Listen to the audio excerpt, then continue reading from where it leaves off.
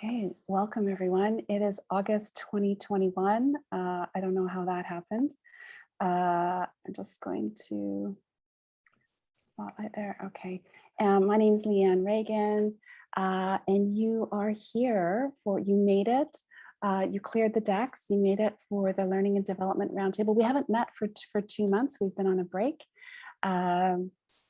And we are going to be talking about top tips for online facilitating and public speaking.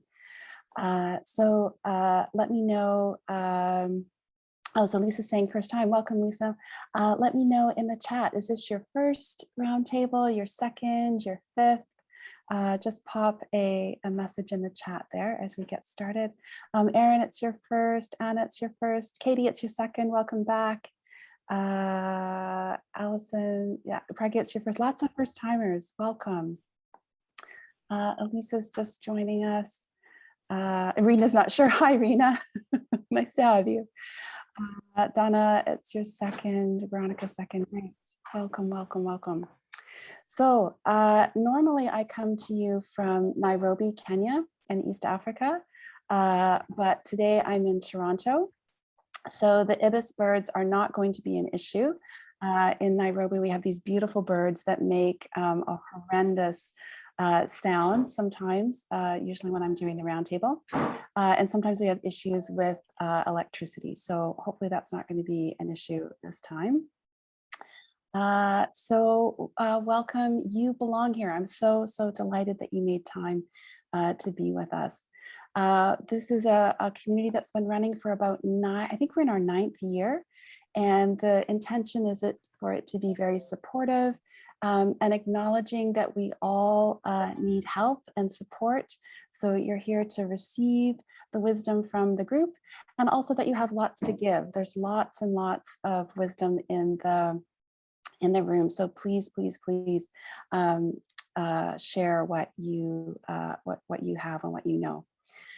Essentially today, we're going to talk about 3 simple tips for facilitating and teaching online, and then 4 tips to be a powerful public speaker.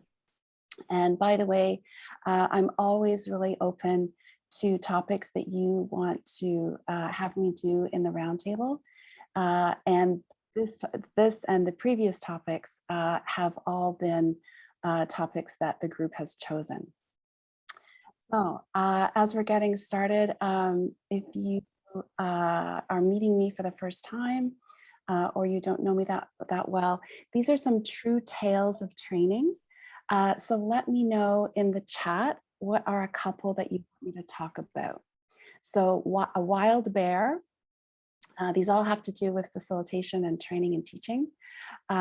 Whales jumping, hippos, a pole dance, no heat, a SWAT team, Olympic team, and flood.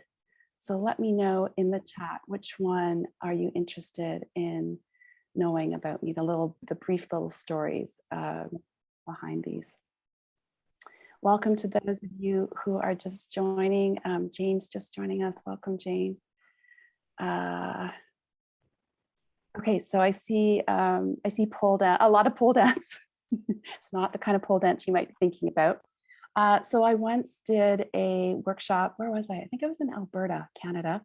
And there was 2 very, very, very large poles in the room, and it was not possible to be in a place in the room where all the participants could see me at once. So I spent the entire, I think it was like a day, maybe even a 2-day workshop, going back and forth between these 2 poles, dancing back and forth all day.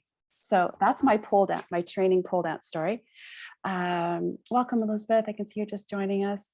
Okay, let's see what else here. Hippos, says Olga.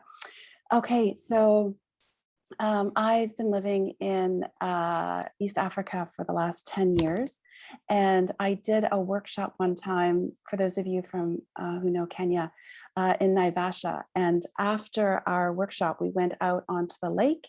And if you've been to Naivasha, if you know Naivasha, there's beautiful hippos on the lake. So we were decompressing from the day, watching these beautiful hippos. Okay, one more. Oh, Joanne says the Olympic team. For those of you just joining, I'm just introducing myself with a couple of quick little training stories. So I was really, really privileged to do some training for the Canadian Olympic Committee many years ago. And we did a competitive little exercise. And my partner at the time, of course, you know, some of these folks are Olympians. And I tell you, it was very, very difficult to end that exercise because, of course, they were super, super, super competitive. So that's a little bit about me. Welcome, Miriam. I can see you're just joining us. Welcome, welcome. I've been in the learning and development space for about, I think it's like over 30 years now. And I essentially do 3 different types of learning. So focusing on working better together, which is all about team building, communication, conflict resolution, culture, etc. I also do a lot of digital engagement work, so around tech tools. And then I also work with subject matter experts and teach them how to teach in really engaging ways. Okay. So that's a little bit about me. I'd love to know more about who's in the room. So let me know in the chat, where does this find you? Where are you? And you can answer that in any way you wish. So where does this find you? Welcome, Matt. Let me know in the chat, where are you? Oh, I can see Miriam, someone said flamingos. Yes, lots of flamingos. Progress. Okay, so we have Parksville. Okay, oh, Frontenac. Okay, oh, is it hot there? I mean, hey, Kirsten from Vancouver, in Dallas, Toronto. Oh, Leslie, we're close. I'm in Toronto right now. In Bonn is Katie. Pragya is Kathmandu. Welcome, welcome. Olga's in Russia. Donna's in Kingston. Lisa's in the UK after connect. Yeah, Lisa and I connect on LinkedIn. Oh, it's so nice to have you here. Michaela's in Geneva. Another person, Brigitte in Bonn. Crystal's in Vancouver, Montreal. Oh, Leicester, Paris. Bonjour, bienvenue. Geneva, lots of Genevas and lots of Nairobis. I know it's a little bit late. Oh, in Iraq, welcome, Zaid. End of life educator and self-employed accountant in Winnipeg. Oh, my family's from Winnipeg, Allison, welcome. Burnaby, Jennifer, fantastic. Oh, it's so great to have you all here. Okay, so let me know in, actually on the count of 3,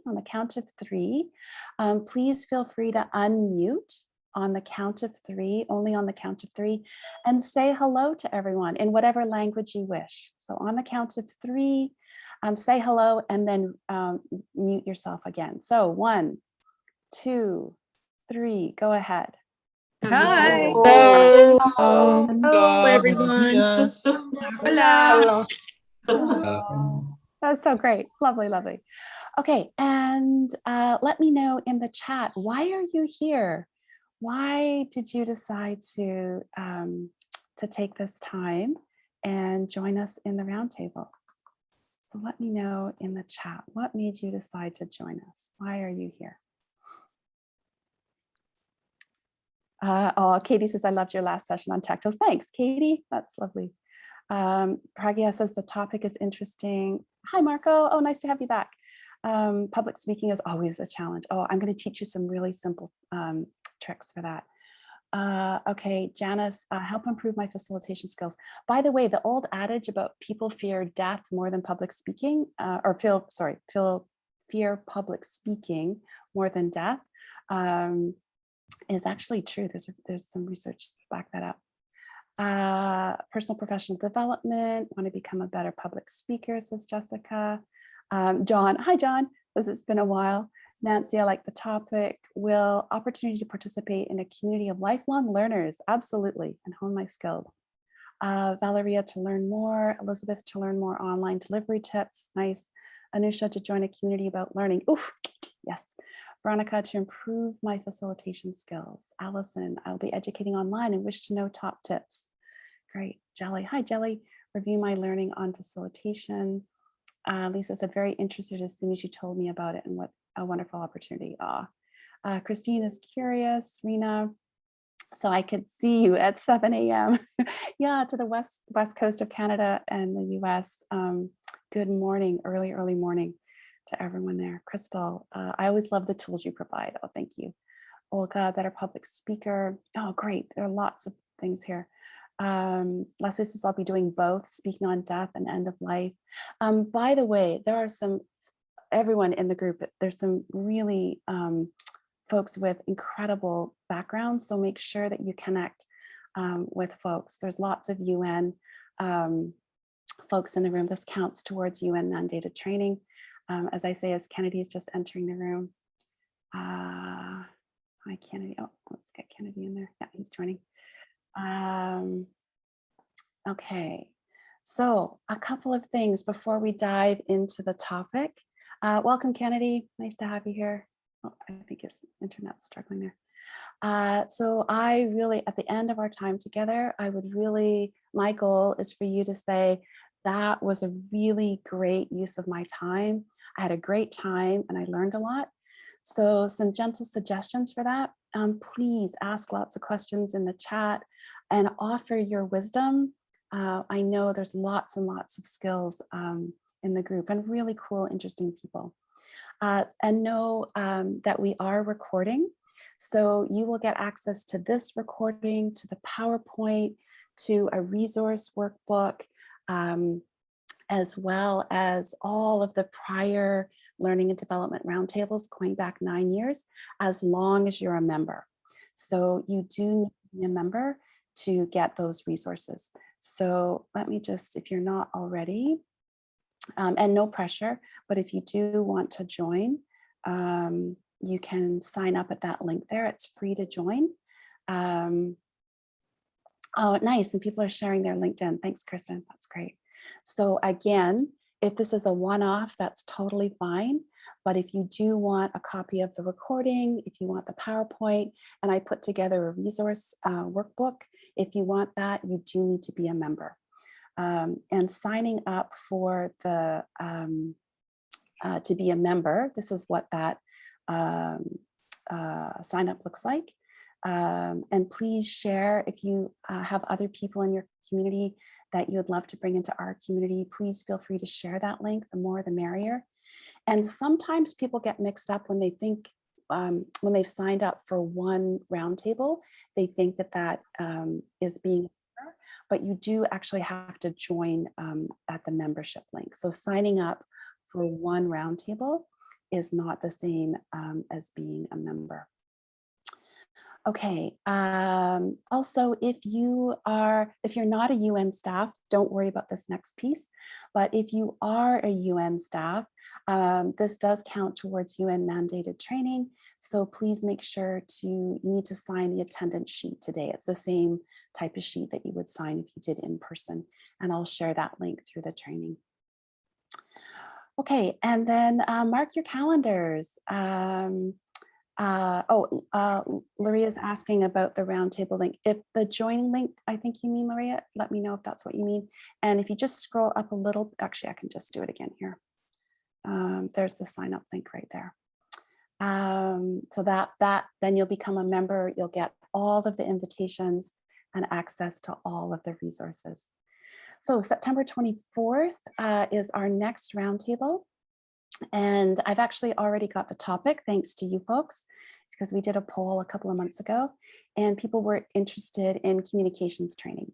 So I'm going to share with you 8 skills for communicating with confidence and clarity and without consternation. Okay. We alternate the roundtables because we have people in every single time zone there is. So we usually meet the third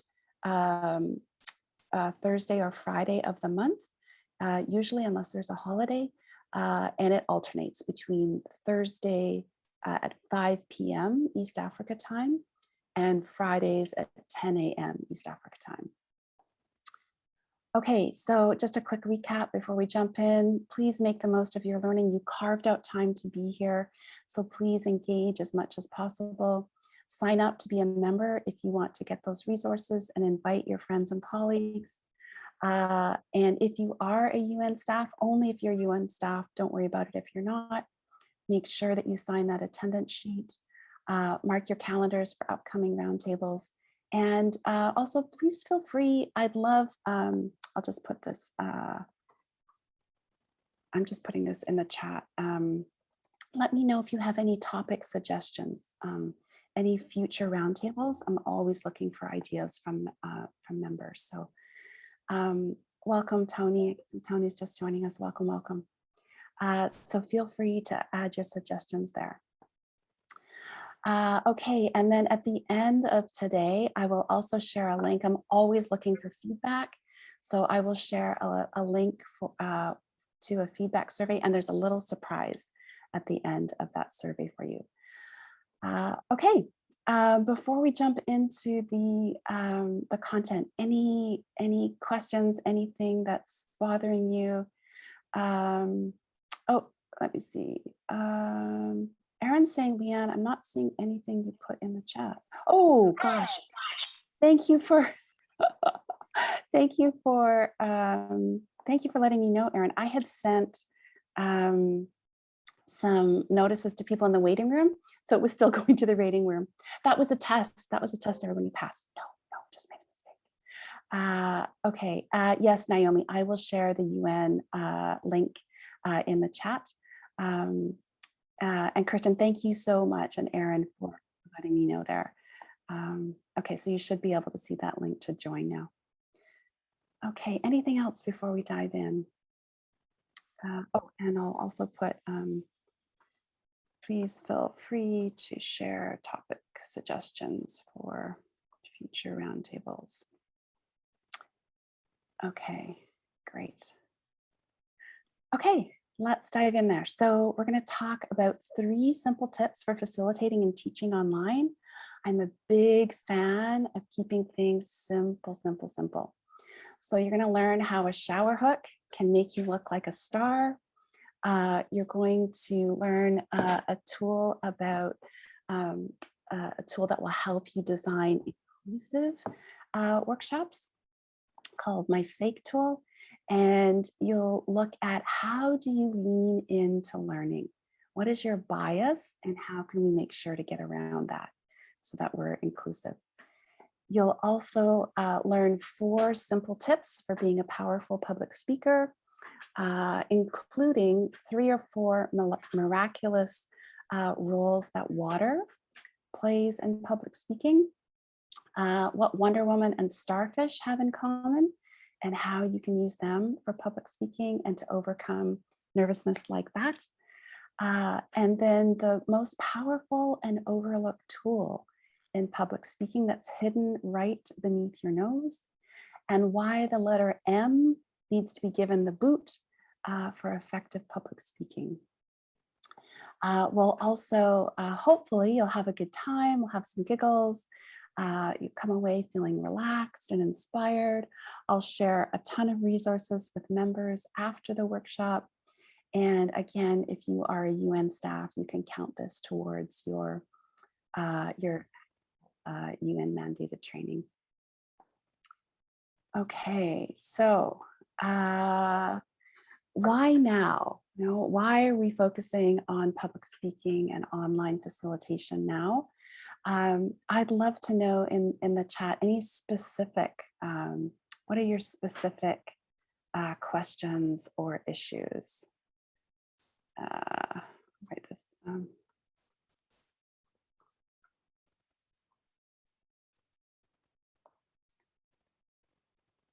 So any specific issues when it comes to public speaking? Not to sound boring, says Janice. Okay, Eduardo, engaging participants, finding paid opportunities. Okay, Jessica, nice. Eduardo, I've done a couple of roundtables, particularly on tech tools, engaging people with, online with tech tools. So I'll share those in the follow-up resources. Naomi, ambitions are high, but in the end, not very urgent, inspiring messages. Oh, yeah, okay. Crystal, engagement and development Roberta, tips to keep audience's attention, keep their interest nice and not be boring. Mothoni, engaging participants online, wooing the audience. Hi, Elizabeth. Nice to have you here. Sandra, the message is not impactful. Lucy, I move around a lot when speaking, and I'm worried about how this comes across. Oh, other speakers don't seem to move as much. Okay, hi, Marco. Nice to have you back. Organize an interesting workshop. Okay, Anusha, facilitation with a group of introverts. Oh, raging introvert here, raging introvert. Miriam, having interactive online sessions. Crystal would love the tech tools. Okay, I'm gonna I'll reference those in the follow-up for members. Harder to connect with people and see their reactions. Absolutely. Our bodies react physiologically, react different when we're working online. Yeah, retain attention and not sound boring. Irene, how to avoid reading slides word for word, not to forget your content, says Anthony. Naomi, not confident. Oh, got some things for confidence. Closing eyes. Okay. Oh, these are great. These are great, great, great. Okay. Oh, and Naomi, English is not my mother tongue. Okay. And it sometimes hinders me in sharing an engaging speech. Storytelling. Oh, I think I've got we did a workshop, a roundtable on storytelling. So I'll share that one as well. Okay. Nonverbal. Oh, Michaela, we're going to do some stuff on nonverbal. Great. Okay. So just a reminder, sometimes I get people emailing me after. Super happy to share all of these resources. Just a gentle reminder, if you do want the follow-up resources, you do need to be a member. Sometimes people email me, I didn't get them. Okay, so let's dive in with the first of 3 simple tips for facilitating and teaching. So the first one is all about hooks. It's all about hooks. So when I talk about a hook, what do I mean? Does anybody know what a hook is? I talk about a hook. What do I mean?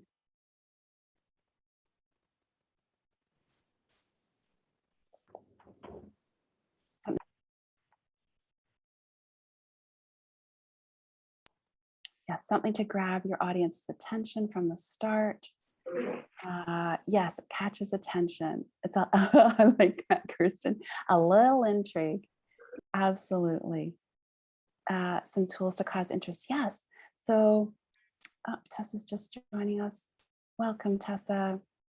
Yeah, hooks are all about, if you've heard of this notion about the attention economy, we can't facilitate, we can't teach, we can't engage, we can't do any of those things until we have someone's attention.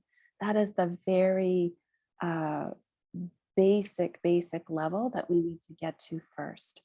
So hooks really help gather people's attention. So for example, when I am doing training of trainers, so when I'm working with subject matter experts who need to learn how to design learning and deliver learning in interesting ways, I'll share this hook with them where they'll learn how to go from this. Does anyone recognize what that is? Anyone? It's a little hard to see. You can also see it on the slide. Yeah, it's a shower hook. Oh, yeah, okay. from this to this.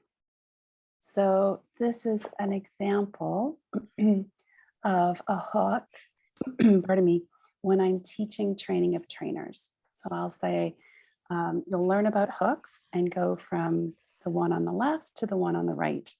And then when I'm teaching subject matter experts, I'll tell them the story of when I was doing a workshop, and this was live in person, and there was no place to hang up a flip chart.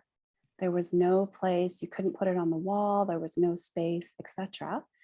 And I thought that was a really interesting training challenge.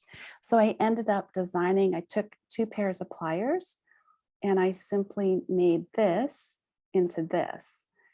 Any guesses how I use this for in-person training? How could I use this for flip charts? Any ideas?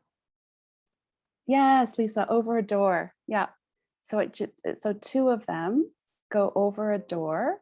There's usually a door when I'm doing in person, and then the flip charts just hang from here. Right. So that's an example of a hook. Can you think of?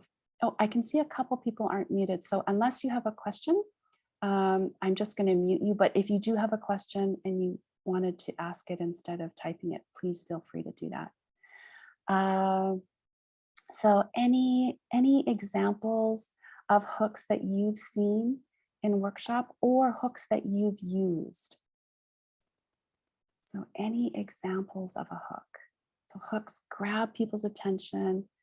They also, a really good hook will get your participants to do the work for you in terms of being curious. So not only will they be engaged, but they'll be curious. And our brains will work hard to resolve curiosity. Oh, Miriam, using a story. Yeah. Lindsay, dramatic stories, personal stories. Yeah, absolutely. And hooks also are usually quite short. Yeah, so these short stories. Using sound to start the session, loud noises, starting with a question. Yes, I'm not in my office, but I have this really lovely toy that you stretch and then you push it together and it makes a really strange noise. So sometimes I'll make that noise and ask people to recreate it in the chat. That's been a really fun hook to use. A long pause. Yeah, Marco, absolutely. We're going to talk about pause time actually today.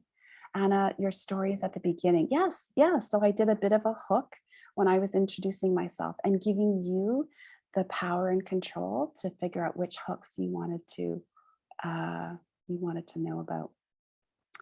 Will says, I once started a keynote in Vegas by explaining what an asshole I am and then weaving my learning in from there. They were hooked for sure. Yeah, being authentic and being vulnerable. I was just reading a story. Oh, actually, it's right here. People Know the Moth. It's an incredible podcast about live stories told. And one of the things that they say makes an incredible story is being vulnerable and being authentic. So those are great examples. Well, Slinky Tubes. Yeah, Kristen. Luria, so Slinky Tubes, if you didn't grow up with those, can be a toy that it's kind of most of them are metal. That's not a toy that you're familiar with from your cultural background. Luria, a game right from the start or a quick exercise that isn't the norm. Yeah, Crystal, a question for personal experiences or creating a story. Anusha, from a workshop around planning, I use the analogy of the magic 8-ball toy about forecasting the future. Oh, nice. If that's not part of your cultural background, these are, it's a little like 8-sided thing that has kind of liquid in it and you roll it and it one side shows your future. Oh, Naomi says, I feel a bit fake using hooks. Oh, say more, Naomi. I'd love to hear more.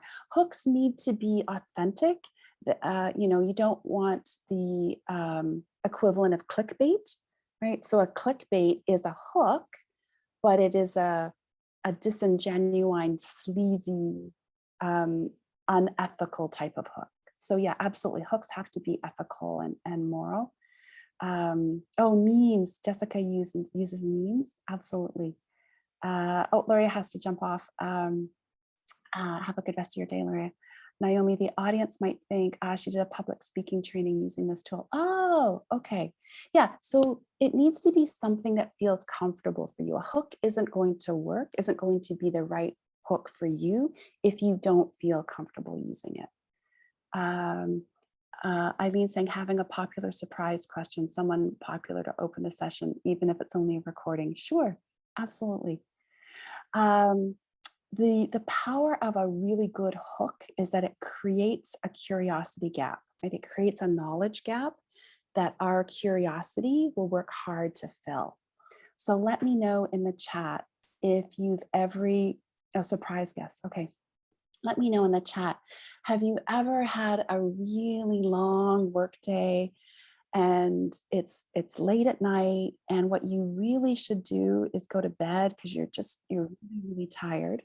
But instead, you start watching this crappy YouTube video or this bad TV show or the show on Netflix, and you're actually having a hard time keeping your eyes open. You're that tired, but you stay up because you want to find out who was the murderer, or did the couple get together in the end?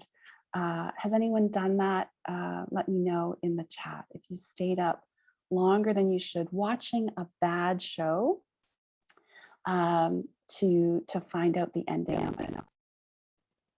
Oh, Lisa, I use a box with something in it and ask people to guess. That's great.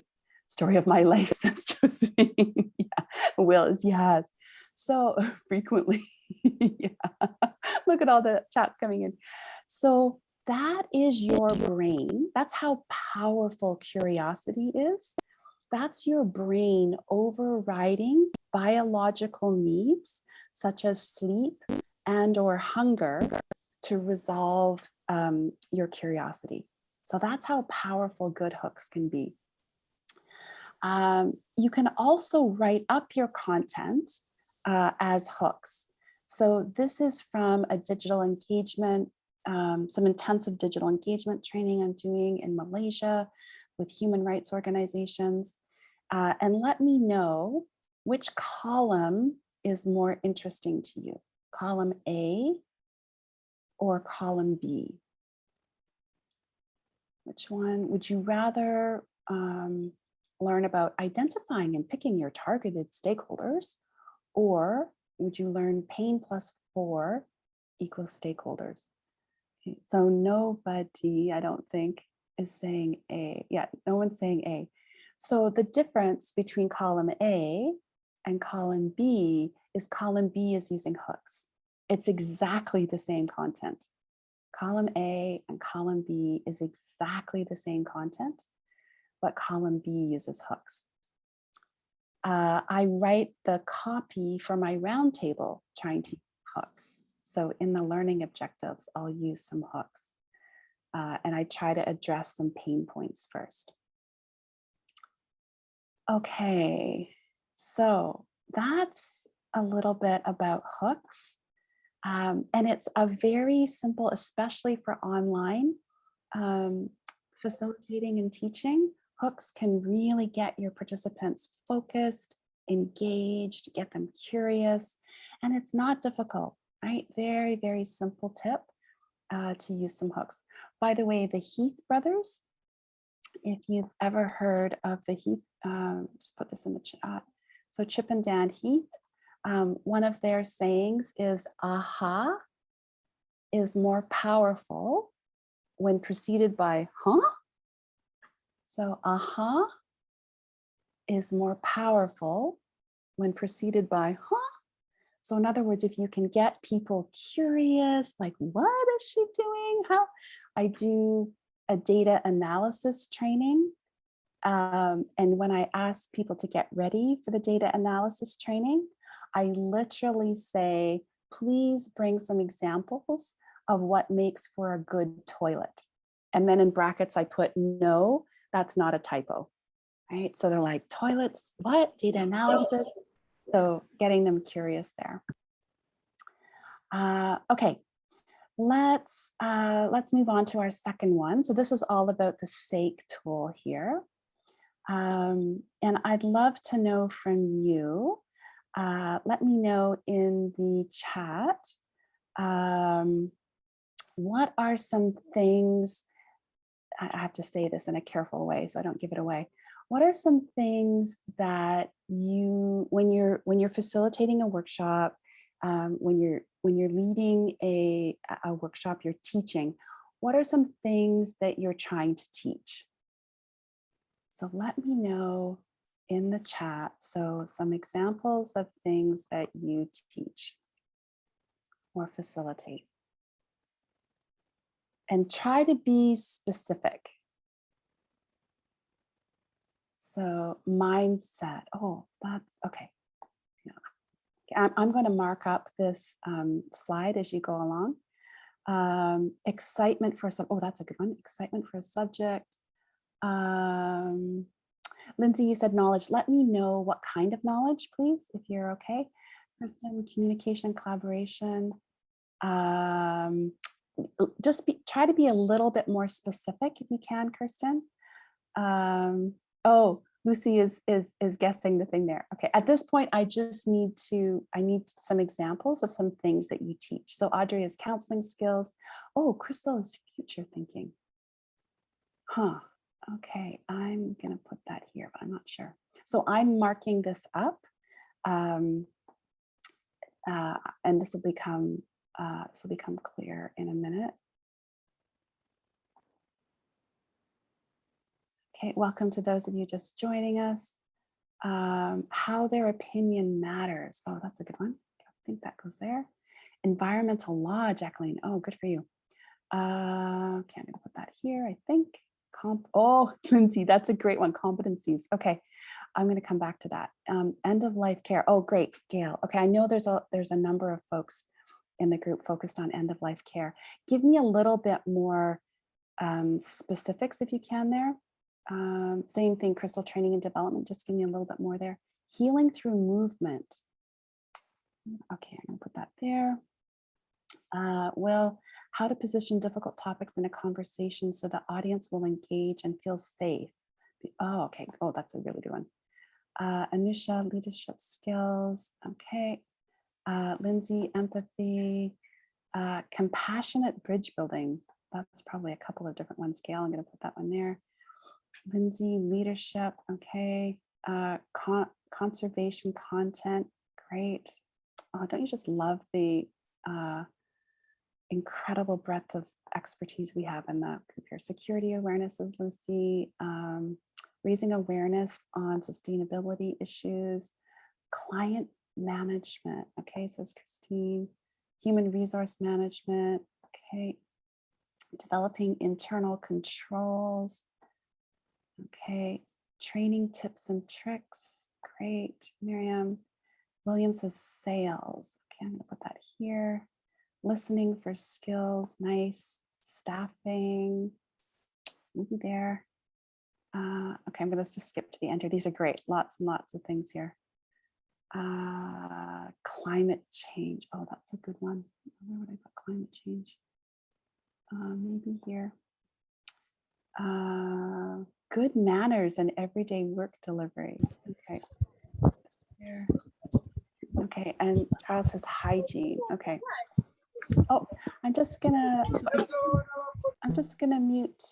So Hilda, I muted you there, but if you have a question, feel free to unmute if you don't want to put it in the chat. But just in the meantime, I'll.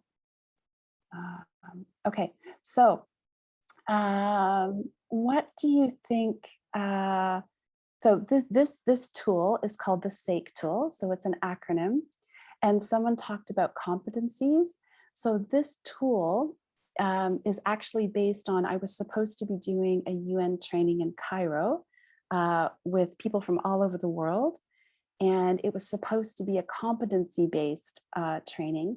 But the participants said to me, Leanne, if we don't have the competency, does that mean that we're incompetent? And I thought, oh, that is a really good point. So what I did was I took this notion of competency and I broke it down into the S.A.K.E tool. And I've used this, oh gosh, I've taught this tool now for probably about a decade.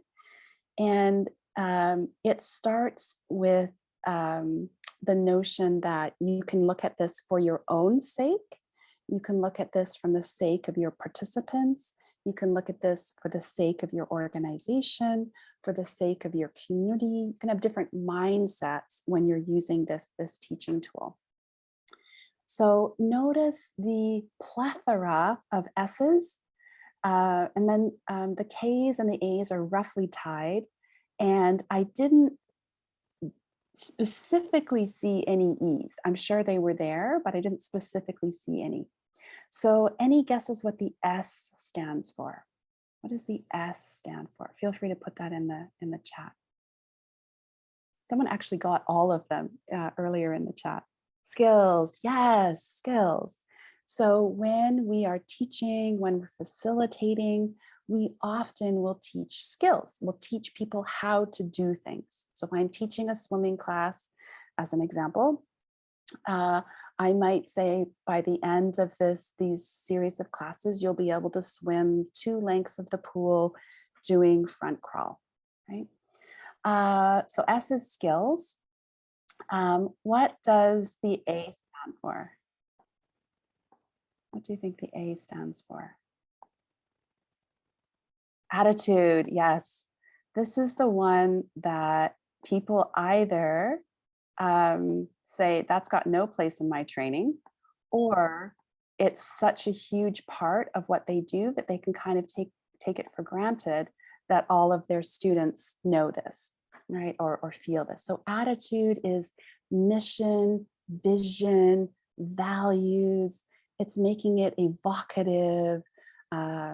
It's making it emotive.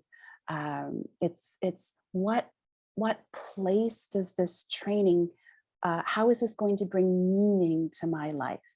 How is this going to make a difference to my life?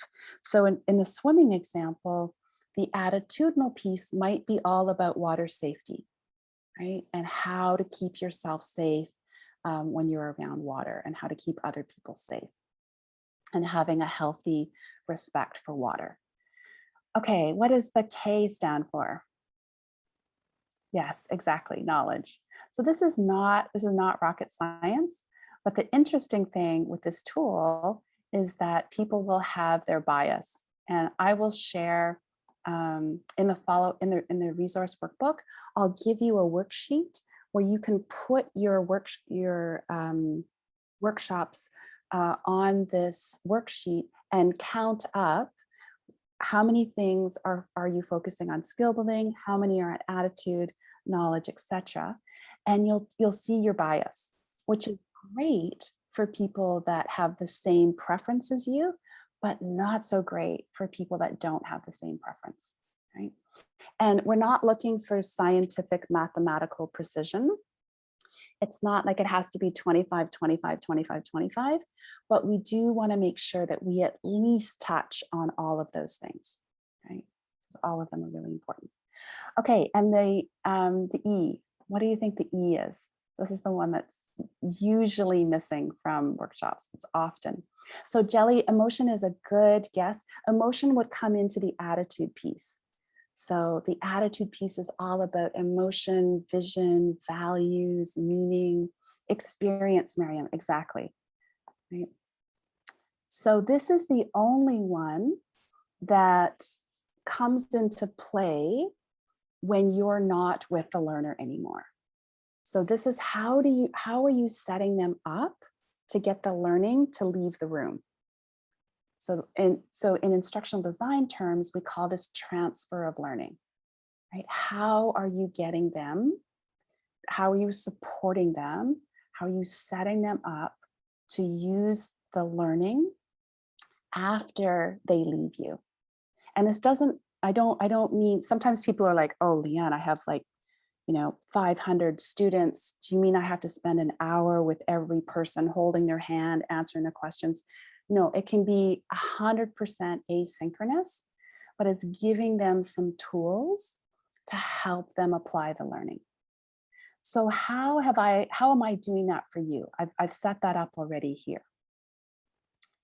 I'm just going to clear this and go on to the next slide here. So here's a graphic. So what's an example of experience that I've already said to you? Remembers. Yeah, so case studies, usually case studies you do within the learning room. So an example of experience is I'm giving you the PowerPoint, I'm giving you the workbook. I will ask you at the end of today, how are you going to apply your learning? shower curtain creativity. I like that, Janice. Yeah, so if you're giving people resources, if you want, I'm giving you the worksheet for the S.A.K.E tool.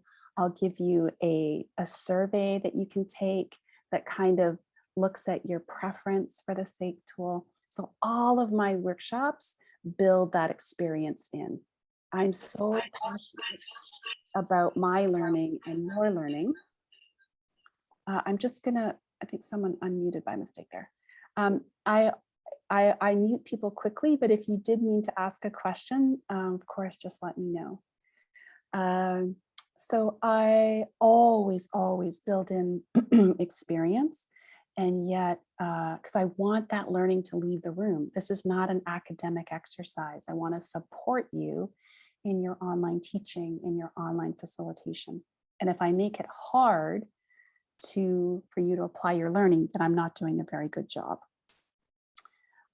Yes, Jelly, pledges, commitments, follow-up session. Yes, Naomi, you could provide an exercise to do after the workshop or a test, giving homework. Yes, those are all examples, right? So that, again, the experience piece is the things that you set up to happen after the learning is officially done, right?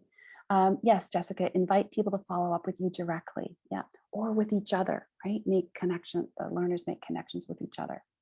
Toolboxes, communities of practice, networks, yes. So we have the Roundtable has a Facebook group, right? So people can follow up there. Yeah, exactly.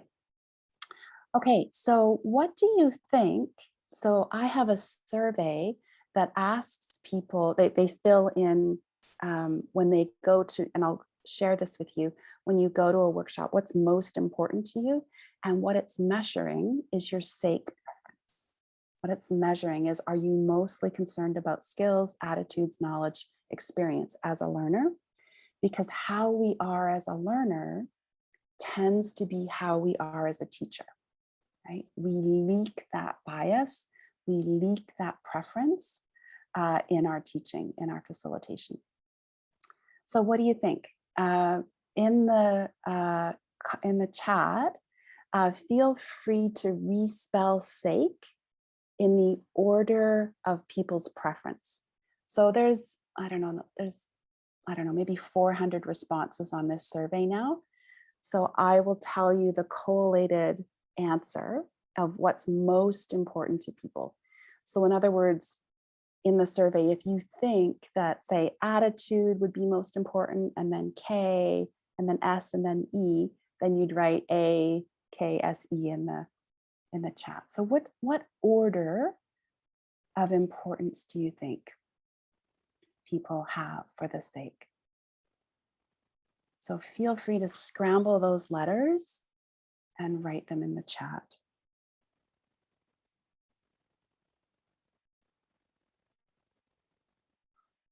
Okay, so we have, oh, these are great. So we have Casey, two Caseys, S.A.K.E, Casey, lots of Caseys, so knowledge. Okay, so people, so knowledge first. Aaron's saying attitude, Aaron and Lisa are saying attitude, and Gail is saying attitude. For Florencia is the same, so skills, knowledge. Oh, okay, so lots of knowledge or attitude. Okay, well, here is, now this is not a scientific study, but it is very diverse, right? I work with people all over the world. And here is the results, which might surprise you. So it's experience, right? People want to do something. They want to have that learning leave the room, right? Which makes sense when you think about it, right? But it's often the one as instructional designers that we leave out, right? Our workshop is over, my responsibilities are done, I'm finished, I don't need to think about it anymore. Instead of building some bridges to help people apply that learning. So experiences first, and then skills, and then attitude, right? People want meaning, right? They want meaning. How does this affect my life? make it connect, make it have meaning, make it connect to my mission, my vision, my values. And then the fourth one, which is usually the one that we put first as facilitators and trainers, the very last one is knowledge, right? The very last one is knowledge. So I think that is fascinating, absolutely fascinating. And of course, again, your preference, your bias will be what you use to design your workshops. So I'll send you this worksheet again to members. And basically you put down all the little kind of mini parts of your workshops, the little individual bits that you do. And then you'll have a place to say, okay, that's skill building. This one's mostly focused on attitude, but oh, there's some knowledge in there. This one is knowledge. Oh, this one's knowledge. Oh, this one's knowledge, you know. So what do you notice about this workshop? If this was a real example, where will this workshop shine? And where will this workshop, Marco's saying boring. People can make knowledge pop, right? Like if it's a lecture, right, then it could be boring. But any one of these can be absolutely fascinating. You can use hooks and all sorts of techniques for all four of these. But it's where it will shine is tons of knowledge. There'll be sources, there'll be citations, frameworks. You know, it will be well researched. It will be very grounded. However, it won't necessarily have a lot of meaning, right? It won't necessarily excite me or be applicable to me. It'll be very, very theoretical. Have a little bit of skill building, but not too much. And then basically I'm on my own for applying it, right? I'm not being set up to apply my learning.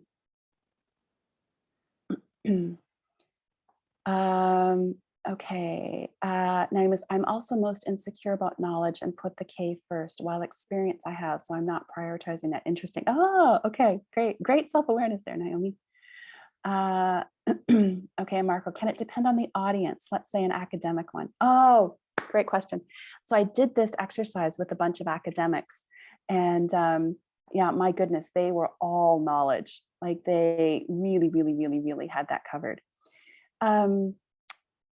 Yes and no. So we don't have different brains depending on if we work for Habitat, UN Habitat, or we're a CEO in a manufacturing plant. Like our brains have the same parts to them. So I think it's really important to include all four. It will depend on your subject matter, though. It does depend a bit on your subject matter. So a university lecturer, of course, is going to have more knowledge piece, but they also want to teach their students to do certain skills and to have it be have meaning in their life, and be like attitude is all about motivation, right? Being motivated, and then to do something with that learning. Nancy's saying, how do you build on experience? So there's some great examples in the chat earlier, Nancy. So getting people to, well, how I'm doing it with you is I'm sharing the PowerPoint, I'm giving you a workbook. I teased you a little bit. I'll say, I'll give you this worksheet so you can, so hopefully I'm getting you curious. So you fill in the worksheet. I'll give you a survey so that you can find out what your preference is. I'll give you a blog post that explains it all. So those are all things I'm doing outside of the workshop to help your learning. And a technical term we use for that is post-engagement, right? So transfer of learning and post-engagement if we have instructional designers in the room. Okay, questions, comments before we move on to the next one? So far, we've done hooks and we've done the S.A.K.E tool. Let me just do a time check here. We'll take a quick break just past the top of the hour. So a quick 5-minute break is coming up. You're welcome, Lisa. Yeah. I've had a lot of success with this tool.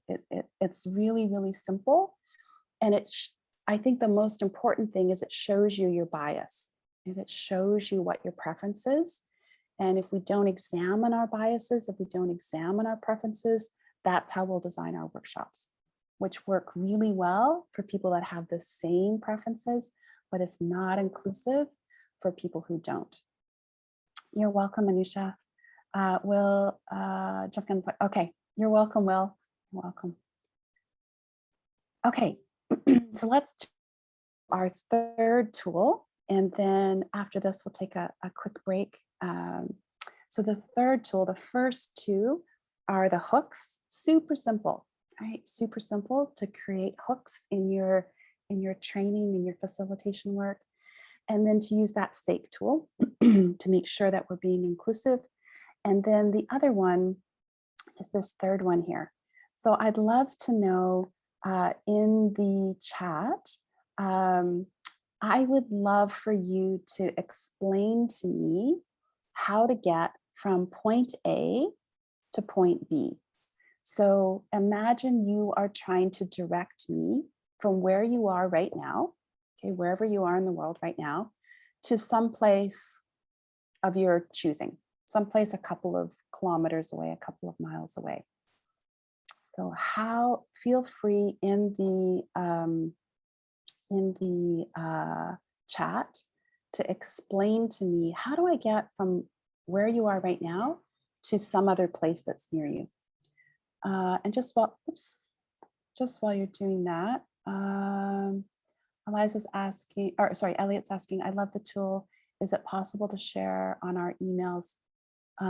So Elliot, absolutely. I will share the S.A.K.E tool, the worksheet, the survey, and a blog post that really kind of ties that all together, as long as you're a member of the roundtable. So the members get access to all of the PowerPoint deck, a workbook, etc. So that will come to you next week, as long as you're a member, as well as all previous 9 years of roundtables. Okay, so Roberta, I would use a map, share a print with you, and send a short. Oh, Roberta, that's amazing. That's great. Okay, so I'm just going to make a note here. Okay, so share a map. Okay, awesome. Okay, so Pragya would also share a map. Okay, Donna would do a map. Jacqueline would do a Google map. Jessica, I direct you to Google Maps and go into detail with much enthusiasm about all the things you can do with Google Maps. Great. Okay. Erin, write down directions, visual cues, landmarks. Oh, okay. Okay, nice. Erin, who would write down the instructions, you or me? Let me know in the chat. Elliot, Google Maps. Okay. Rena, step-by-step directions. Okay. Malcolm. Hey, Malcolm, nice to have you here. I'll map the route in my head and decide which is the best. Oh, nice. Okay. Go to the top of the road, turn right, reach the crossroads until you reach the hospital. Okay, nice. You'd send the Google pin and routing, says Herman. Okay, Arlene, give you all the options. Nice. Okay, so Erin, you would write. Okay, that's important. Okay. Okay, Jessica, photos. Point to where the keys are hidden. Oh, recording, that says Donna. Nice. Okay, I'm just making some marks here, as you can tell. Send you the location, verbalize. Nice. Okay, terrific. So what you might, oh, and Naomi, you've also thrown in which mode of transport is best to use to get, oh, that's so nice. That's so nice. One of the really key things when we're designing and delivering powerful learning, whether it's online or in person, is to be aware again of another preference and make sure that we're being accessible and inclusive. So this tool, as some of you probably guessed, is simply audio, visual, and kinesthetic. Now, there's been lots of research done around debunking this idea that I am an audio learner and only an audio learner. However, I think it's really important, especially for online learning, that we include all three, right? So if you think about having all these different roadways into our participants' brains, it's about getting that information in so they can skill build and apply it and have meaning in as many ways as possible. And I love this comic here where this gentleman's saying, for a fair selection, everyone has to take the same exam. So he's saying this to a bird, a monkey, a penguin, an elephant, a fish, and a dog, and a seal. He's saying, please climb that tree. Right? We all learn in different ways, and yet we tend to design our work, our workshops, etc., in ways that fit our learning, right? So a very simple way of making sure that our engagement is engaging and it has meaning and it's accessible and it's inclusive is to make sure that we're giving participants chances to see, chances to hear, and chances to do things. Right? Really simple, but I see over and over again workshops that are really slanted to one over the other two. And Naomi, it would be nice if another animal was teaching. That's great. Yeah, yeah. Okay, so I'll share with you a preference. So in the workbook, you'll get a link if you haven't already done this. So you can identify, is your preference to see, to hear, to do. By the way, a very, very rough guide. 1, 2, 3. So very roughly speaking, we had about 15, when I asked you for directions, we had 15 visuals, we had 3 audios, and we had only 1 kinesthetic.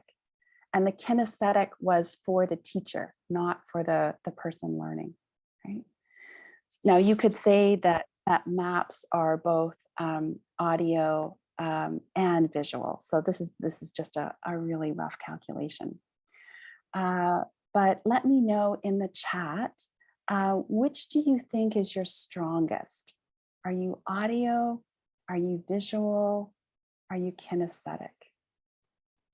And if you haven't thought about this before, one way, so we've got kinesthetic, visual, visual. One way to think about this is if I put a machine in front of you, that you had no idea how to use this machine, would you start poking buttons? Okay, that's kinesthetic. Would you read the manual? That's visual. Or would you ask someone for instructions? That's audio. Okay, so we've got not a lot of kinesthetic. That's interesting. Okay, nice. At this point, okay, Donna's saying, I think I'm all 3. So for me, I'm kinesthetic and visual. So sometimes people can disrupt my learning because this is what we do, right? If we're not conscious educators, people can disrupt other people's learning by, oh, don't worry about the handouts. This is when we had in person. I'll give you the handouts at the end of the workshop. And already I'm getting frustrated, I'm getting angry, I'm annoyed because they think they're doing me a favor. But like, no, I want to see that now. It's not enough for me to just hear.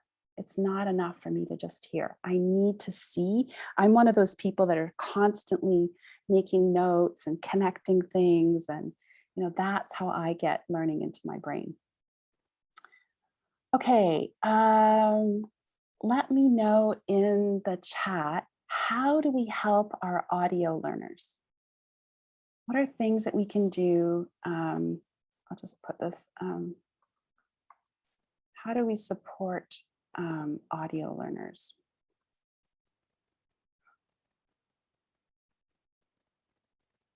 So what do you do for audio learners? How can we really make audio learners work? What will audio learners be paying attention to? And how can we make audio learners really like, okay, come on, hurry up. What are you saying? Come on, what do we do for audio learning? Like, is this, what are audio learners gonna pay attention to? Yes, who said that?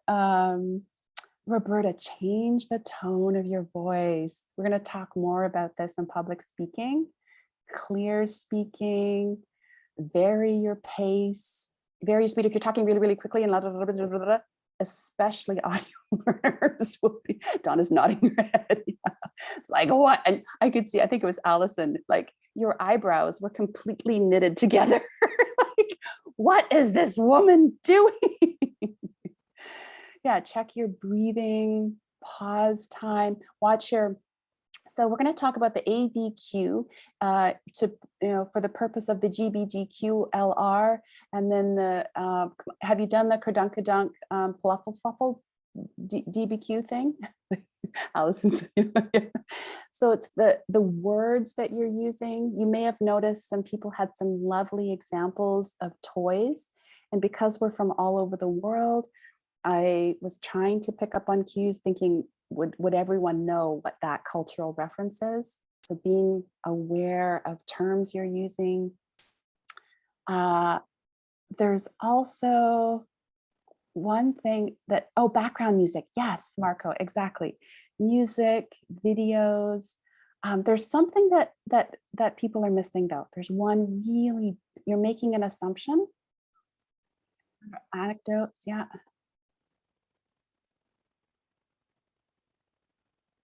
Who's doing the speaking? Welcome, Ida. Ida's just joining us.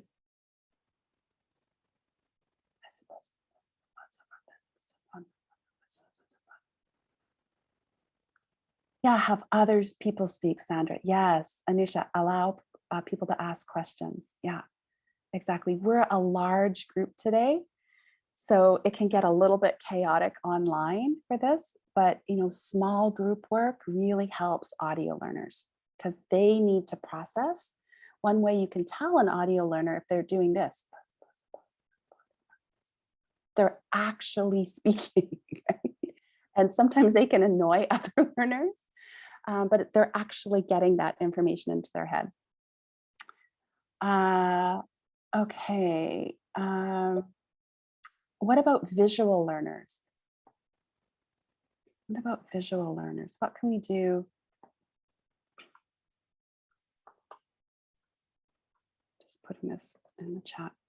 Handouts, yes. Videos, yes. Graphics, yes. Clear slides, PowerPoints, pictures, color, fonts.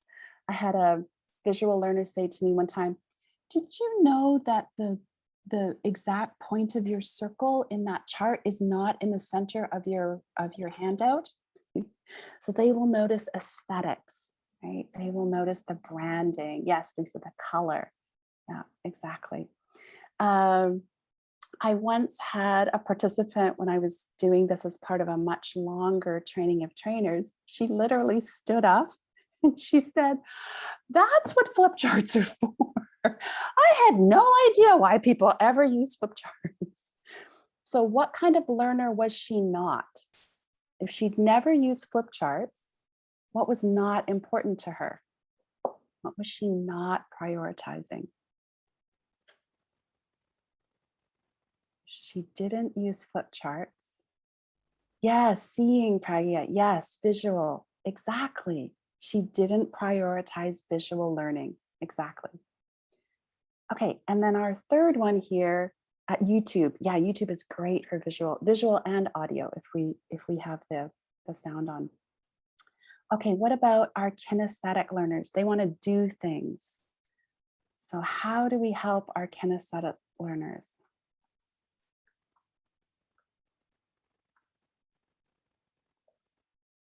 Polls, chat. Yeah, chat is fantastic because you have to type. Yeah, practical activities, charts. I guess if they're making the chart, Roberta, yeah, give them activities to do. Exactly. Yeah, writing as you speak. Yeah, exactly. And also breaks, which we're going to have in just a second. right? Stand up, take a stretch. By the way, this is part of a much longer training, but breaks help with retention, right? When we give our participants breaks, that really helps with retention. Jana said breakout groups. If they're doing something in the breakout group, yes. If they're speaking and watching each other, that's audio and visual. Energizers, Irene, yeah. Dust balls to squeeze, sure. I had a blast, and I mean, obviously not to denigrate the suffering of COVID, but it's been such a wonderful journey of finding kinesthetic things to do for people online. You know, doing virtual, I do a ton of virtual team building now. It's been fantastic. Okay, so let's, before we head into our a quick break, on the count of 3, and only on the count of 3, if you can unmute and put your cameras on, if you're comfortable, and if you have the bandwidth to do that. And if you think your primary, the thing you're most comfortable with, is audio learning, you need to listen, say heck yes, okay, on the count of 3. If primarily, okay, you think you're a visual learner, make a funny face, okay? And if primarily you think you're kinesthetic, do a little dance. You can stand up, you can do whatever. So let me just, I am going to remove the spotlight and I'm going to put us all on for a sec. Hang on here. Okay, so if you're comfortable and if you're in your pajamas and you don't like, there's no pressure if you don't want to put your thing on there. Okay, so audio is heck yes, kinesthetic, do a little dance, and visual is a funny face. 1, 2, 3, go. Yay! Yes. So yeah. So I see a lot of movement there, which is kinesthetic, which is great. Oh, Veronica's just joining us. She's going to wonder, what the heck are we doing? I did not hear very many audios, which is really interesting, given how much online work is audio. And I saw a few funny faces. Okay. Fantastic, everyone. Veronica, thank you for joining us. We're just about to go into a break. So if we take like a 11:50, yeah, like a quick 5-minute break, feel free to get up and stretch, take a tea, hug a pet, whatever you like, and please be back and ready to go in 5 minutes. Thank you, everybody. Welcome back, everyone. Welcome back from our break.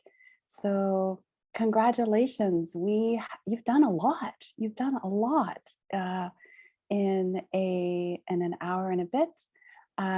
Just a reminder, you should have heard the cue. We are recording, and members will get access to the PowerPoint deck, a resource workbook, tons and tons of resources. You do need to be a member, which is not the same as signing up, registering for one roundtable. So I just put in the chat, if you're new to the roundtable, there's a link to find out a little bit more about our, I'm biased, but our very cool, engaging, interesting community. If you're interested in learning, training, education, you are welcome. There is the link to sign up to be a member. There is the UN attendance sheet.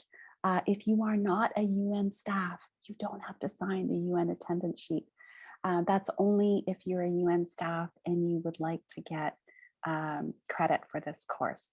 And then there's also a survey. I would love to get your feedback. Okay, and Claudia's saying, thanks, Leanne. One big challenge, how we ensure our knowledge is being transferred and retained. Oh, you know what? That would actually make a really good, I've done a transfer of learning workshop. I'll put the link in the resource workbook, Claudia. Yeah, tons of tips. We've talked a little bit about that, but let me know in the chat. What topics are you interested in hearing about for future roundtables. Okay, yeah, I could easily do one on that. Especially with tech. Oh, maybe one to do, how do you do transfer of learning and that experience piece, get the learning to leave the room with tech tools, because they're I'm a bit of a fanatic when it comes to tech tools that are easy. So yeah, let me know if that's of interest. And in the meantime, let's start with our next topic, which is all about public speaking and how to dampen the nerves and get all of that juicy, great subject matter expertise that you have out into the world with confidence and clarity. Okay, Naomi, you've got some great examples there, how to spark peer-to-peer learning. Yeah, so a great transfer of learning is peer-to-peer, right? That's a very powerful way to do transfer of learning. Okay, so let's start. We're going to talk about water. So how many people have some water beside them right now? How many people have some water? Anybody let me know in the chat. Anusha does, great. Okay, great. This is one of the most powerful, oh, someone has quiz coffee. Malcolm, hey Malcolm. Yeah, I never oddly learned to like tea or coffee, so my vice is Diet Coke, unfortunately. Okay, Herman says always, great. Well, there's actually 4 reasons why water is such a powerful tool for public speaking. 4 reasons. So number 1, have you ever heard someone speak and they have a really dry mouth and you're cringing for them? Okay, so water helps obviously lubricate the mouth. Okay, so it can help with that dry, when that adrenaline kicks in, we can really get dry mouth. So number 1. Number 2, have you heard a public speaker and they're so nervous that their vocal cords are quaking? Does that ring true maybe for you or someone you've seen? Well, so number 2, other than lubricating our mouth, when we swallow the water, it's not actually so much the water, it's swallowing that helps relax those vocal cords. If our vocal cords are tight, they tend to quaver, right? And then you just give yourself away as someone who's really nervous. So number 1, lubricates the mouth. Number 2, it helps if your vocal cords are quavery, it helps to relax them with the swallowing. Number 3, pardon me.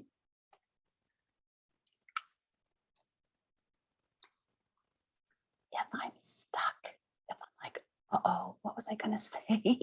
It gives me a couple of seconds to think. If something's happening off screen, and you're trying to be composed, you're trying to be confident, it just, pardon me.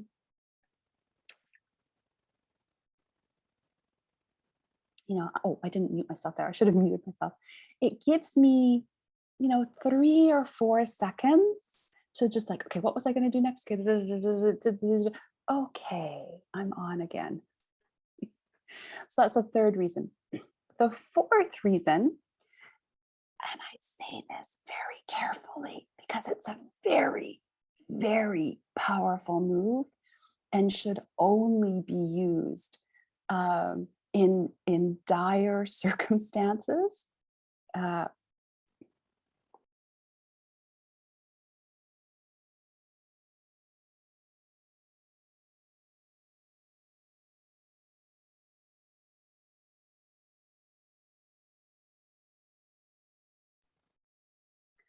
I can use it as a total boss babe move. If things are really tricky, if someone's really giving me a hard time, I didn't actually I was just did a call this week for the very first time, and the link had been shared publicly, and someone drew a PNIS on the screen. So it was great. I'm going to write a blog post. I mean, it wasn't great, obviously, but and there was a team of us teaching. I happened to be teaching at the time. It was a great learning moment. It's going to be a great blog post.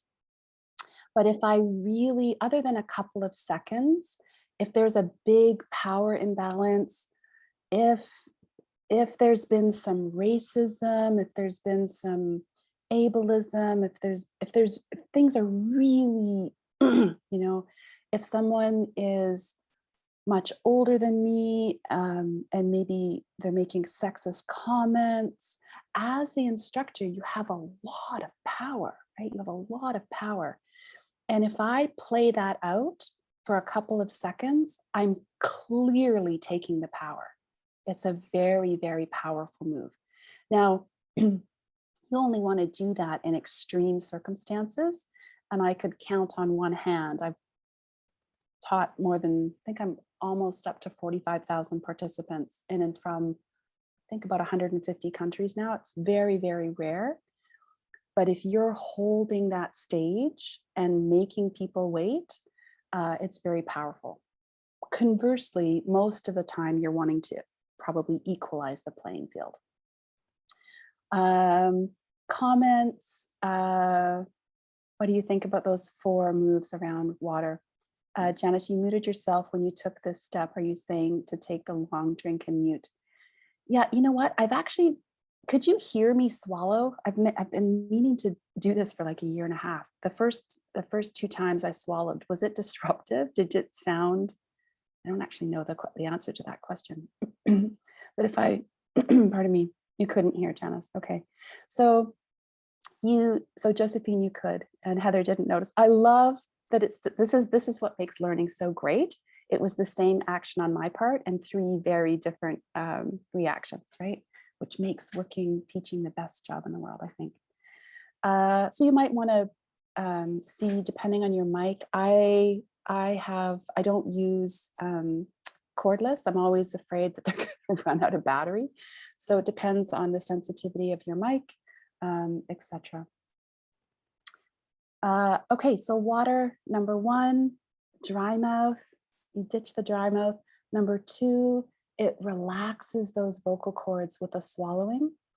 Number 3, it gives you a couple of seconds to think. If there's a PENIS showing up on your screen, I mean, you probably want to, I didn't drink because I was like, oh, it's fantastic.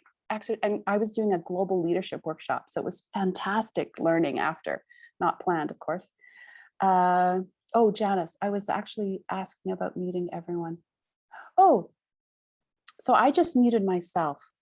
Depending on how many people are, that's a whole other topic. We've got 75 people in the room right now. So generally speaking, I ask people to keep themselves muted when it's a large group like that. So it gives you a couple of seconds to think. And then number 4, if things are really going sideways, if you're a young woman of color and you've got this older dude who's just not respecting you, you can really play that out for a couple more seconds. And you just come across, anytime we do something slow, we come across more confident. Anytime we slow things down, it makes us, whether we are or not, you could be quaking inside. But when we do things slow, we come across more confident. Okay. Number 2, so number 1 is water. The second of 4 is your body, how you use your body for confidence in public speaking. So I'm going to explain 6 techniques, and then I'm going to divide you up into 6 groups to practice this technique, and we'll see how you feel after. You're going to do this thing for 1 minute. So if you're in group number 1, I'm going to ask you to hold yourself like a starfish. So ideally stand up if you're able to stand up, and put your arms in the air and stand with your legs further apart than you would. You're going to hold that pose for a minute. If you're not able to do that, you can do Wonder Woman instead and put your arms on your hips. So that's group number 1. Group number 2, I'm going to ask you for the same minute to breathe out longer than you breathe in. So if you breathe in for a count of 2, try to breathe out for a count of 10 or 12. Like the longer you make that exhale, the better. So you'll do that for a minute. Group number 3, I'm going to ask you to smile for a minute. That's all. Okay. Well, I'm going to ask you to smile. Oh, you're welcome, Jennifer. Number 4, I'm going to ask you to think about answering a complicated question, but a positive question. And I'll tell you about this later. So what is the meaning to my life, or something positive? Okay, and you'll do that for a minute. Number 5, group, I'm going to ask you to cross your arms like this, and you're going to alternate pulling and pushing. So pulling inwards and pushing outwards. And you're going to do that for a minute. And then finally, group number 6, I'm going to ask you to crouch and make yourself as small as you can. Okay. So number 1 is a starfish. Number 2, you're going to breathe out as long as you can. Number 3, you're going to smile for a minute. Number 4, you're going to think of something complicated, but positive. It has to be positive. Number 5, you're going to push and pull on your elbows alternately. And number 6, you're going to crouch. Before I put you into groups, any questions on those tasks? I know they're strange. This is all neuroscience techniques.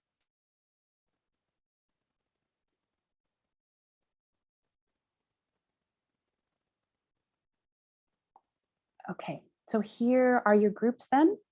Okay, so if your first name starts with A, the letters A to D, you're in group 1. Group 2, if your first name starts with E to H. Group 3, your first name I to L. Group 4, M to P. Group 5, Q to S. And group 6, T to Z. Can you just, before I start timing you for a minute to start this, just let me know in the chat. I just want to make sure we have at least one person in each group. So can you put your number in the group, please? So we've got a 2, we've got a 3, we've got a 1, 5, 4. Did I see 6? Yeah, we got a 6. Okay, great. We've got everyone. Okay, great. So here you go.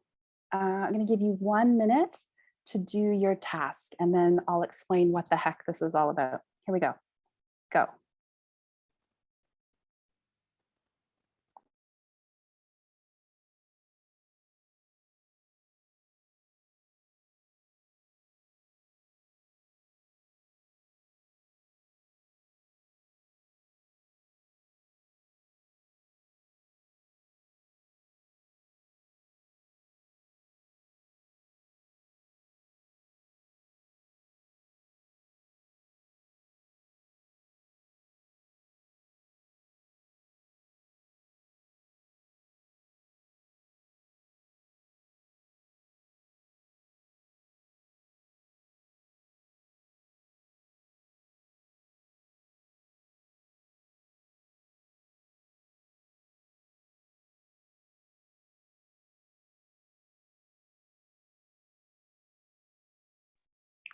Okay, and relax.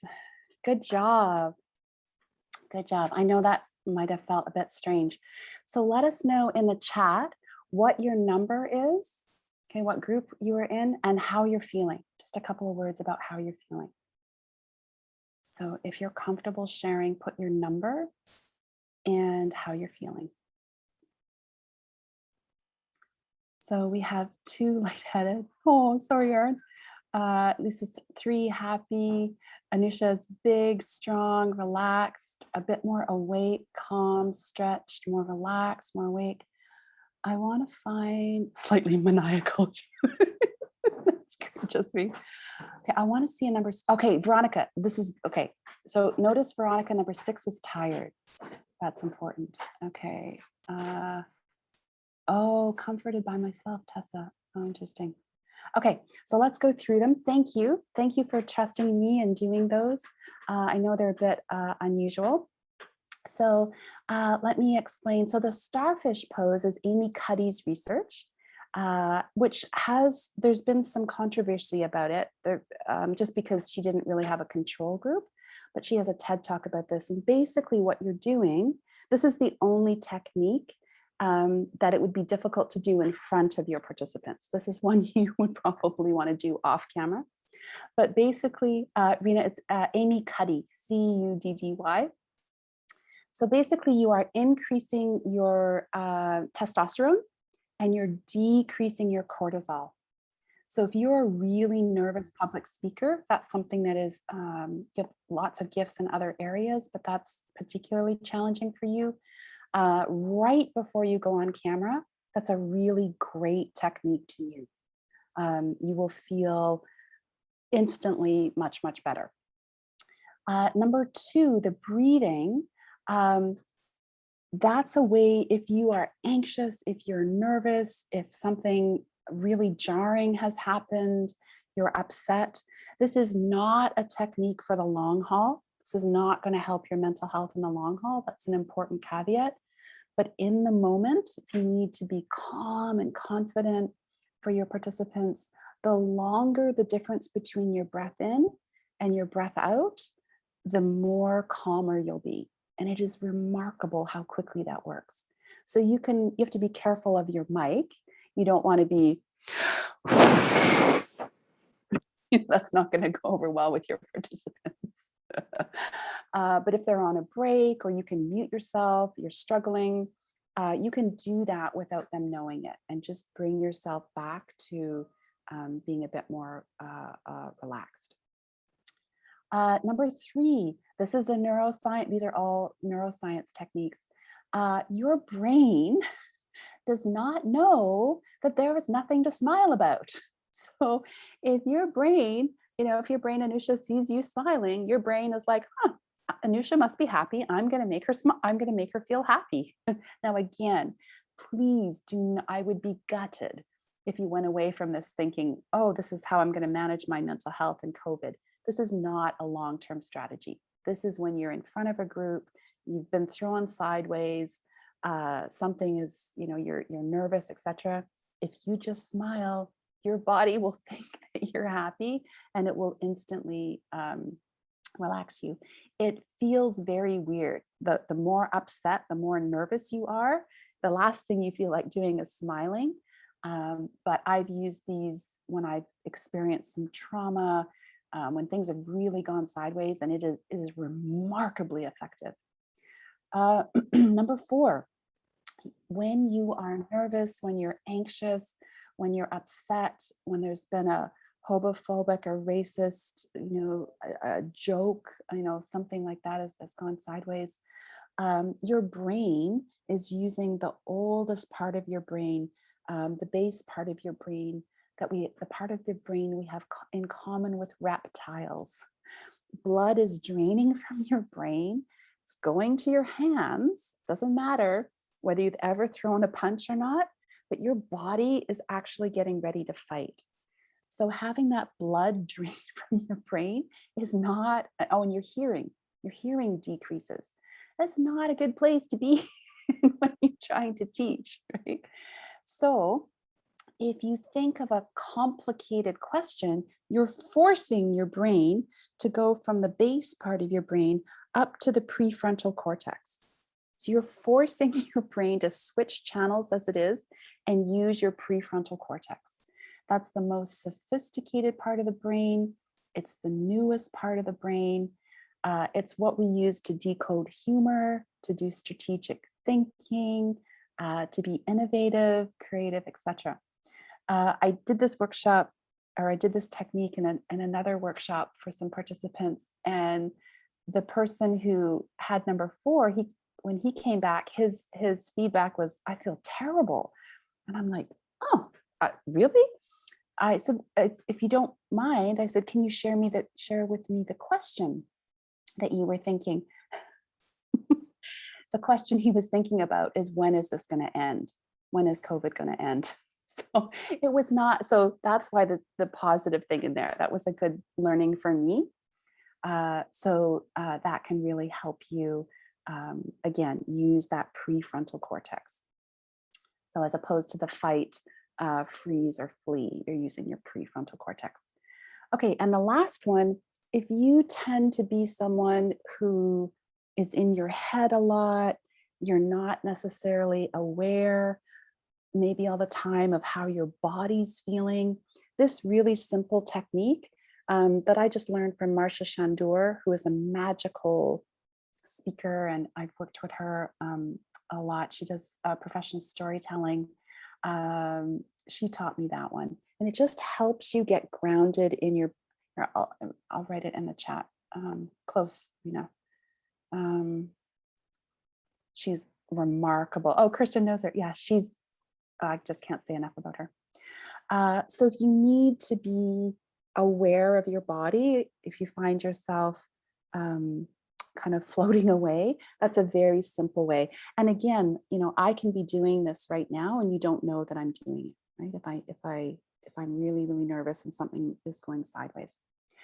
And then our crouching people, you are our control group. So the thing to not do when you're speaking is to make yourself smaller, because generally you don't feel seen, you don't feel heard. That is a technique not to do.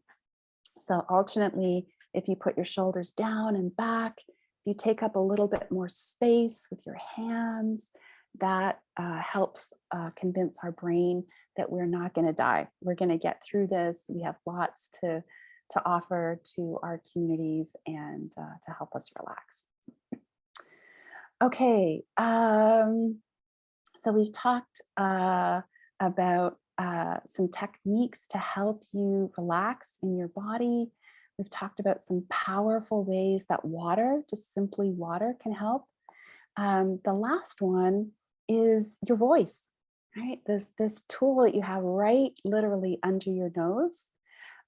Sandra, standing while presenting helps with feeling confident.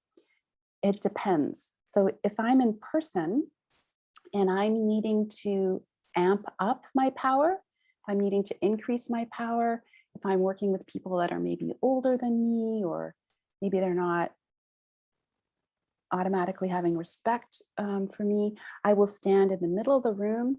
I'll stand with my feet. I won't do a starfish, but I'll do a Wonder Woman. I will take up more room with my body, stand with my feet slightly further apart. Works like a charm. It works so well. I've been self-employed for going almost 30 years.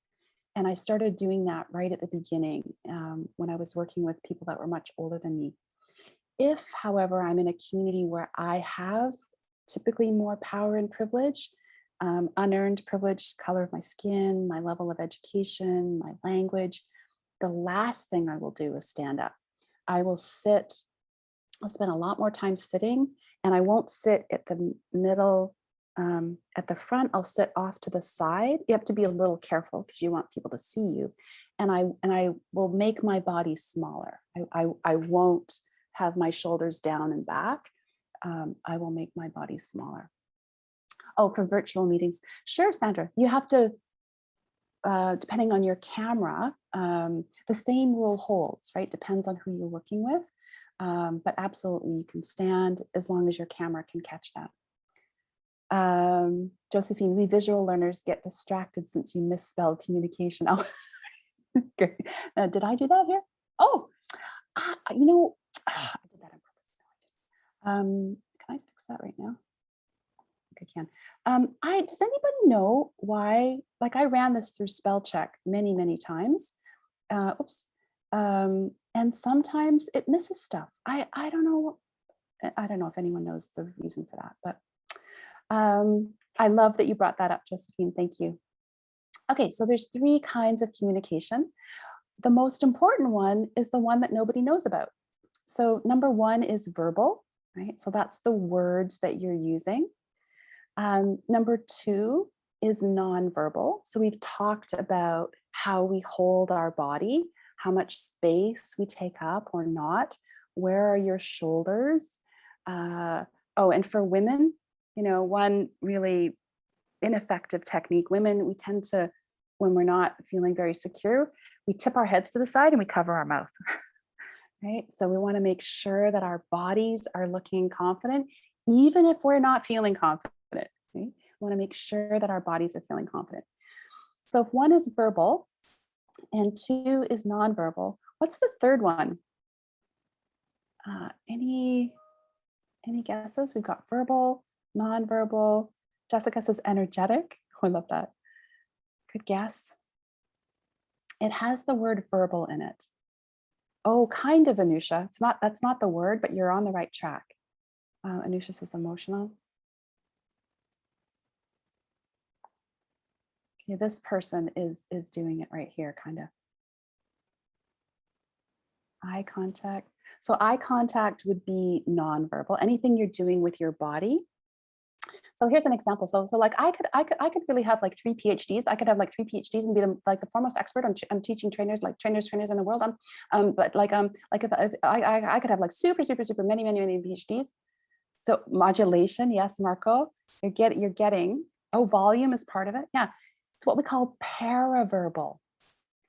Paraverbal. It's the one. So here's an example. Donna, I'm just going to throw this out to you. Donna, that last presentation that you did rocked. It was so good. You modulated your voice really well. You engaged the participants. I'm really proud and impressed. Okay, that's exhibit A. Exhibit B, Donna, that last presentation that you did, really rocked. Yeah, like, you engage the, I'm trying not to do any nonverbal. I'm trying not to move my face. It's hard though. Yeah, you really engaged them, didn't you? Like, you just did such a good job. Like, yeah, Rita, it's tone of voice. Yes, it's anything about my words that's not my words. It's anything about my voice. So that's not my voice. So I was trying to sound sarcastic. I was trying to sound dismissive. It's also how quickly I speak, like how fast am I speaking? How much pause time do I leave? Have you ever been in a workshop where someone says, okay, is there any questions? Okay, so the next topic we're going to cover is like 0 pause time, right? So we will believe the tone over the content. We believe the tone more than we do the content. So if I did my job well in that example with Donna, she's not going to believe what I'm saying. She will take the tone more than she will the content. So as public speakers, how can we lower our voices sometimes? I've done that a couple of times. I've whispered to you. How can we sometimes speak louder? How can we use this tool that's right under your nose to capture people's attention, right? To speak calmly and confidently. And sometimes, at the beginning, I usually in most roundtables, I'm just like so excited and so like, it's just amazing to me 9 years in that people show up and are focused on learning, and this is going to change the world. People focus on learning. I think that's so important. So sometimes at the beginning of roundtables, I get a little carried away, speaking too quickly, and just slow it down. Right? Such a powerful tool. Whoops. Oh, sorry, folks. What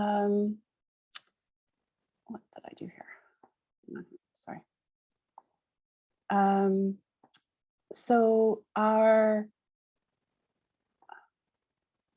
So our paraverbal is all about our pacing, our volume, our pause time. Probably if I'm speaking really, really, really quickly, like it doesn't matter, like my content could just be absolutely amazing, like just credible, like you've never, ever, ever heard anywhere, any content anywhere like this, anywhere in the world. But if I'm speaking this quickly, your brain is just disengaging. It's just too hard to pay attention.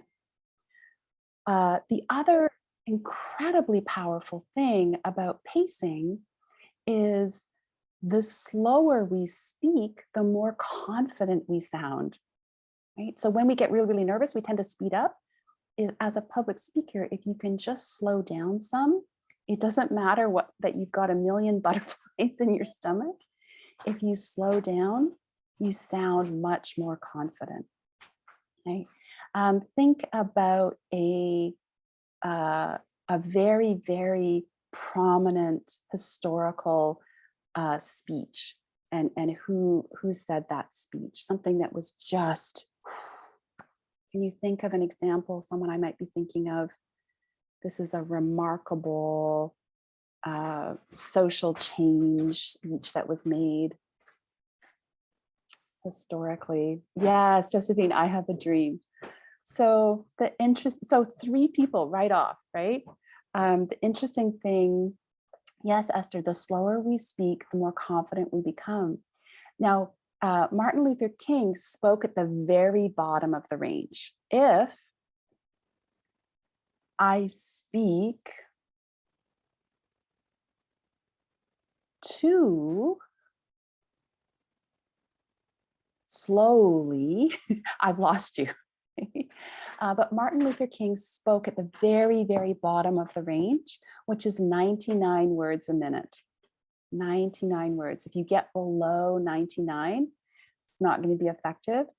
Ironically, another very, doesn't matter your politics, but another very well-known US person also spoke at 99. Yes, Obama, Claudia, he clocked in right at 99 words, which I think is so simple.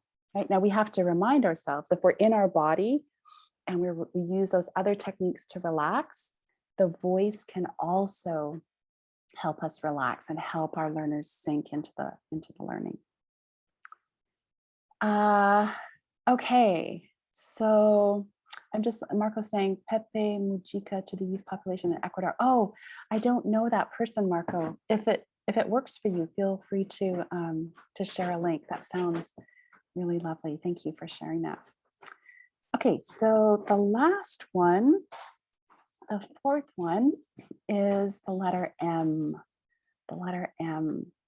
So when we're talking about public speaking, we want to focus on ditching the letter M, and here's why. So I could be like I could have 3 PhDs in educational pedagogy.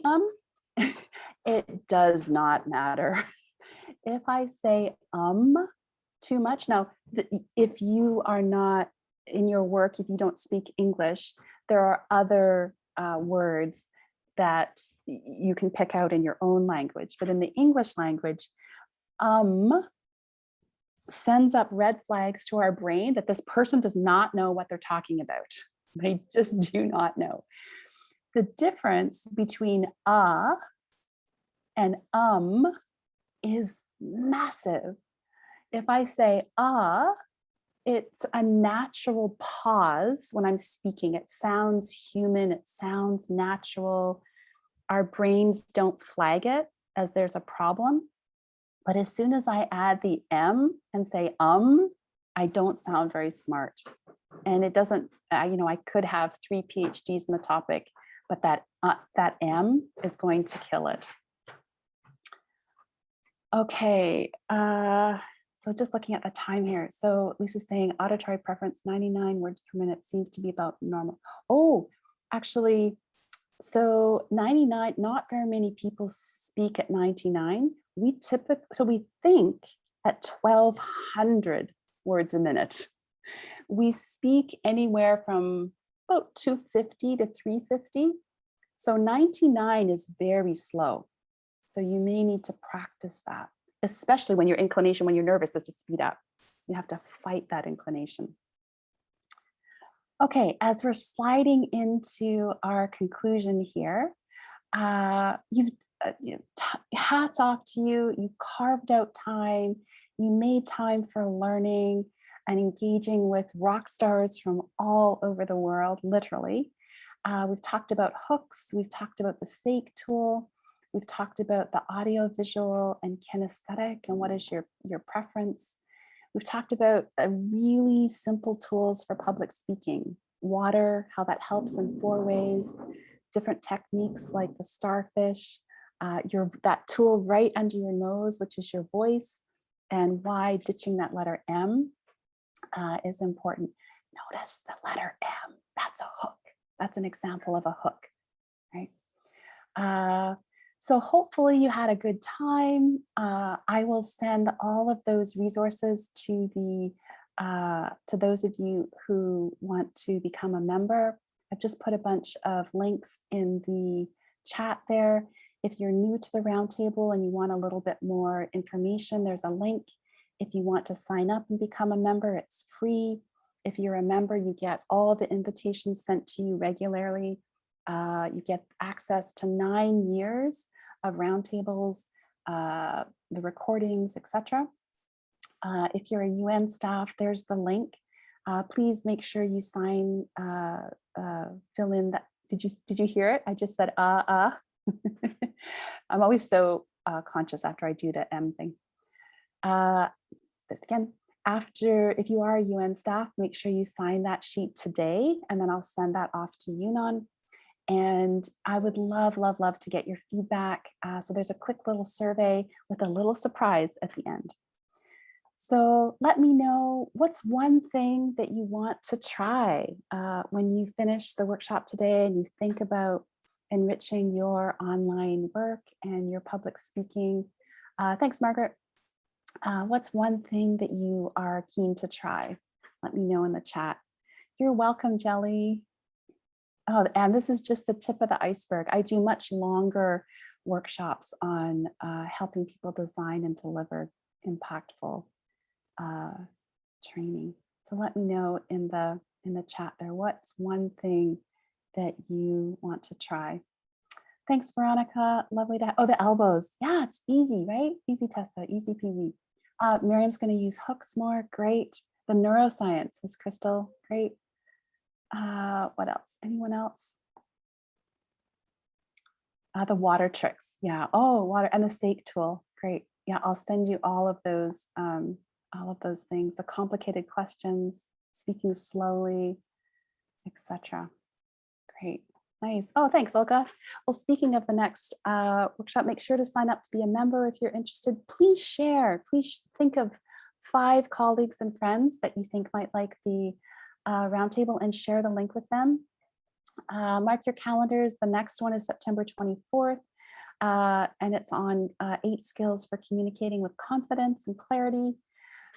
This is what the sign up sheet looks like.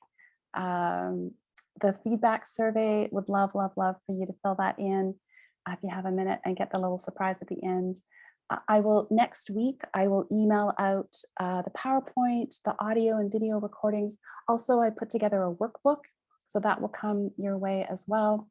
And finally, if you need some support around team building, I do lots of workshops on conflict resolution, communication, change work, intercultural work, etc. If you want some support for you and your team around tech tools and digital engagement and or training of trainers, I would be happy. Just drop me an email. Happy to talk to you about that.